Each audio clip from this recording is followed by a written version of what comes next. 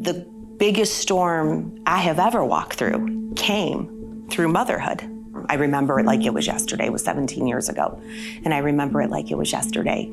I had laid down to take a nap. We had fed Francesca, and Matt and I were just enjoying her. We had like this alone time. Santino was at school, Sammy was at school. And so I put her down for a nap, and Matt went to go pick Sammy up from school. Santino was downstairs with his aide, Katie, at the time. And I remember thinking, oh, I've been napping for 3 hours and she's been sleeping for 3 hours. I better go get her. And when I walked into the room, I knew something was wrong. And when I picked her up, I knew she was not okay.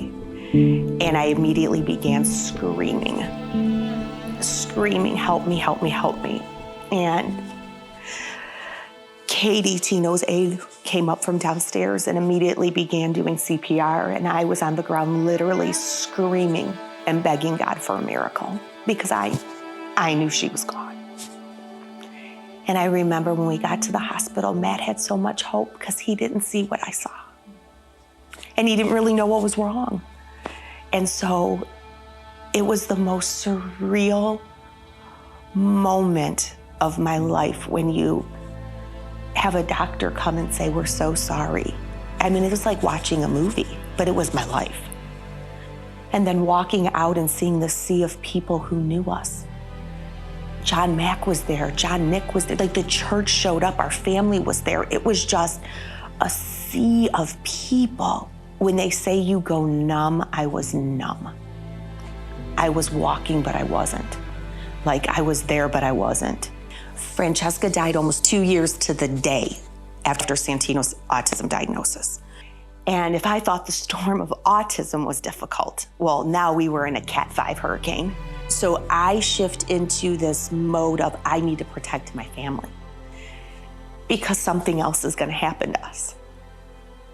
Like I was waiting for the next bad thing that I absolutely knew was going to happen. I was crazy because I didn't want my kids to leave the house. I was afraid when Matt went on trips. I wanted my family close so I can control their safety. And that fear and anxiety really, it came hard and fast during that storm. But it would be in that season that I would finally surrender it once and for all. And Jesus would set me free from fear and anxiety. It was as if the enemy was going to use this as his last-ditch attempt to keep me down and paralyzed so I could never be used by God. And Jesus had the victory. And what a victory it was. The day after Francesca died, a woman that I have never met, did not know her, and I have never met her, sent me an email, and she quoted Psalm 139. And she said, your daughter was beautifully and wonderfully made. All of her days were ordained before one of them came to pass. Now, ironically, I had prayed Psalm 139 my whole pregnancy. Not because of my unborn child, but because I felt God stirring in me and calling me into some kind of ministry work that I didn't know what it was. And so I was praying, God, search me and know me. You knit me together. You made me beautifully and wonderfully. You know what you want to do with me. So God, show me the way. And yet, what I realized is God was using Psalm 139 to prepare me for what she was about to say. And that was that my daughter lived 100% of her life.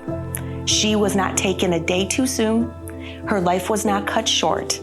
Her days were 78 ordained by God. And that email changed the trajectory of my grief journey. Because if God allowed her 78 days, then that means her 78 days had purpose. And because of her, God propelled me into my calling.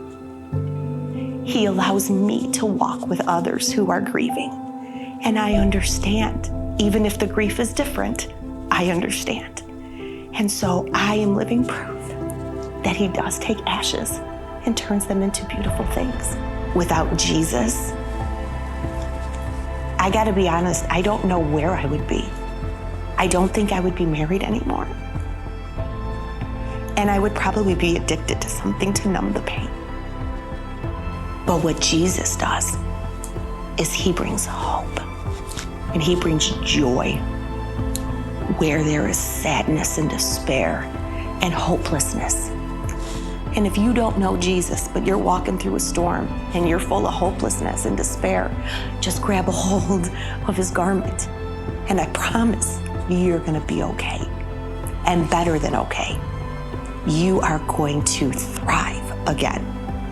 That is a guarantee, because that's what Jesus does.